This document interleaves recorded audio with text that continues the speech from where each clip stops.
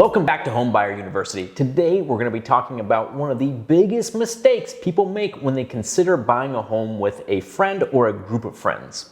Now, the market as a whole is more expensive, it's hard to save, and so one of the easiest ways for people to get their foot in the door is to pool their resources with their friends together and buy a home.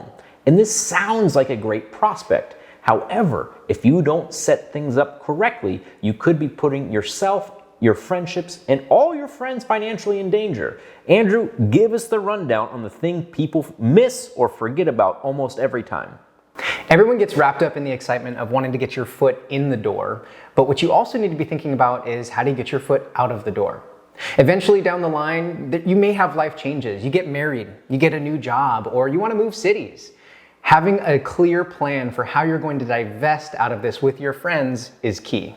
So what does divestment mean? It means you have to have a clear plan in place on how you're going to move out or be bought out. And oftentimes this can be a bit of a struggle. So the focus needs not just to be on how you get your foot in the door, but you also need to have a plan in place in case someone decides to start a family or decides to quit their job and backpack across Europe. You need to have a plan on how you get out of the property. It's going to protect your investment and, most importantly, also protect your friendships.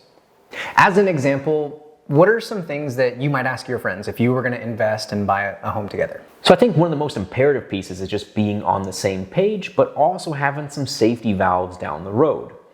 First, why are we buying this and what is our overall objective together? Is this something that we want to buy as an investment that we'll eventually rent out down the road? Or is this a gateway into homeownership that we then want to leverage for our own paths in life later on? And if one of us does move out or starts a family or changes jobs, are we going to be able to access the investment that we put in? And how so? Are others going to have the rights to buy people out? How are they going to do that? Ultimately, talking about how someone leaves this co-investment together is just as important as how you get into it together.